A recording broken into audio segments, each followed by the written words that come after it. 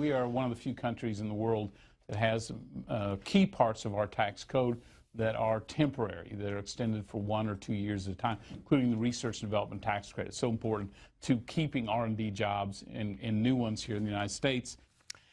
Once again, we're faced with news from our beloved lawmakers that is both good and bad, such as life inside the Beltway when no one seems to agree on anything save the color of towels in the washroom. The good news, some tax breaks might be returning. The bad news is some tax breaks might be returning. Stay with us here.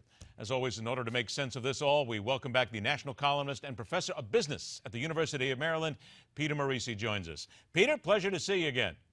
Nice to be with you. Let's get right to this here, because we see, and I have right in front of me here from the Wall Street Journal, Congress poised to reinstate some tax breaks. They're saying it's a great idea. Congress is here. Americans are going to get your tax breaks back. It's not all exceptionally really great news, though, is it? Well, a lot of these tax breaks are just, pork.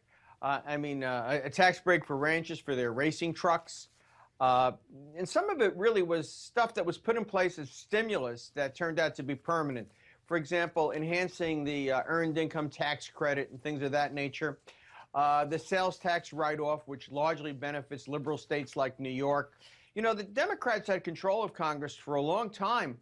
And along with President Obama, they rigged the tax code. They like to talk about special interests. They sure padded theirs, and until they lost the election, they kept on doing it. Well, can we also point in here, too, that is, and correct me if I'm wrong, that these tax breaks would add $45 billion to the budget deficit. Aren't we trying to cure the budget deficit right now? Isn't that part of the issue? Yeah, do we really need a tax credit for windmills? Basically, that was supposed to promote the domestic windmill industry. So what happened? General Electric got involved, and Jeff Immelt does what he always does, shakes the president's hand, takes his money, and then imports the stuff from China. A good deal of that stuff has come from China these days.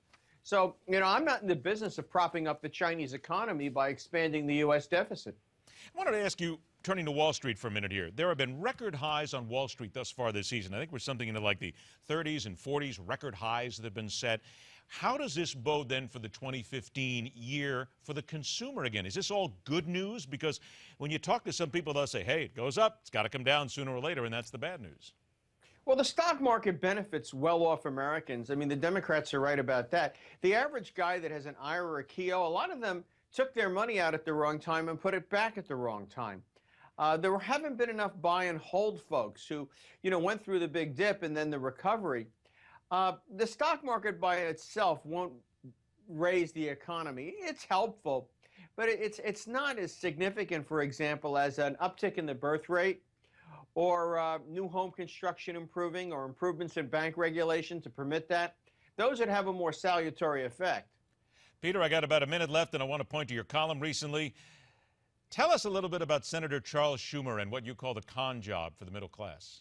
Well, Senator Schumer is big on saying Democrats should propose more big government programs to help the middle class. But if you look at what the Obama administration has done, it's really been the welfare programs.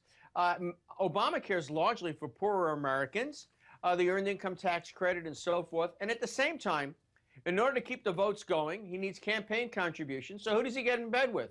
The CEO of Comcast, who, by the way, pays Al Sharpton's salary. All right?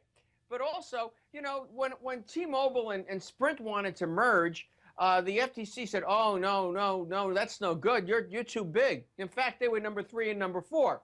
Now that Comcast wants to merge with Cox, why, it looks like it's going to go through. Why?